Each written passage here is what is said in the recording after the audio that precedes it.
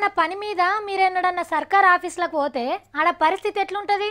ఓ మనిషి వచ్చిండన్న సోయే ఉండదు చాలా మంది సార్లకు. సార్ కొంచెం నాకు పని చేసి పెట్టమంటే అబ్బా ఏందో అంత అర్జెంటు, అయినా నేను ఫుల్ బిజీ, తర్వాత కలిపోపో అని అంటారు. మరి మళ్ళా మనం పోయినా గదే ముచ్చట. ఇకప్పుడు మనం ఏం చేస్తాం? మనకు తెలిసిన లీడర్తోని ఓ ఫోన్ కొట్టిస్తాం, గంతే ఎమ్మటే పని అయిపోతుంది. కానీ ఇప్పుడు ఆ పరిస్థితి లేవు. లీడర్ల మాట వినకుంటాయిండ్రట ఆఫీసర్లు. నీళ్ళ మంత్రి హరీష్ సార్ పేరు చెప్తే శంబె నీళ్లు మింగుతారు ఆఫీసర్లు. ఎంత లాభట్ పనైనా ఉడుం పట్టుతో చేపించుకునేదాకా ఇడవడు. సారు మా ఊళ్ళేగా పని అయితలేదు అని ఫోన్ కొడితే చాలు ఎమ్మటే మీ పని అయిపోయినట్టే. అగో అంత పనివంతుడని పేరున్నది హరీష్ రావు సార్కు.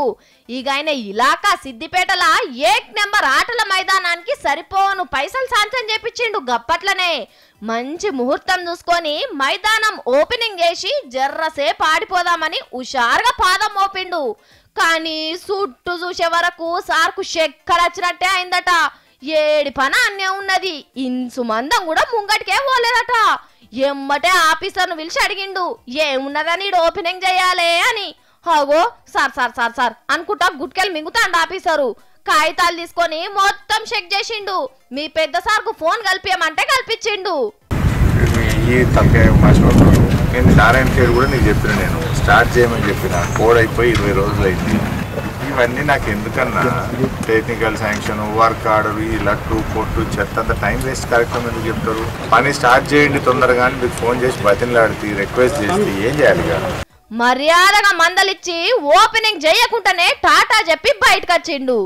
కానీ చూడుండ్రి, పనివంతుడని పేరున్న హరీష్ రావు సార్ చెప్పినా ఆయన ఊళ్ళనే పనులు అయితే లేవంటే ఆఫీసర్లు ఎంత లాపర్వా చేస్తున్నారో. మొన్న కరీంనగర్ లో కూడా ఎమ్మెల్యే పుట్టమదన్నకు ఇసోంటి పరిస్థితే వచ్చింది. అయ్యా ఆఫీసర్లు, ఫ్రెండ్లీ గవర్నమెంట్ అంటే పనులు ఇడిచిపెట్టి ఫ్రెండ్షిప్ చేసుడు కాదు.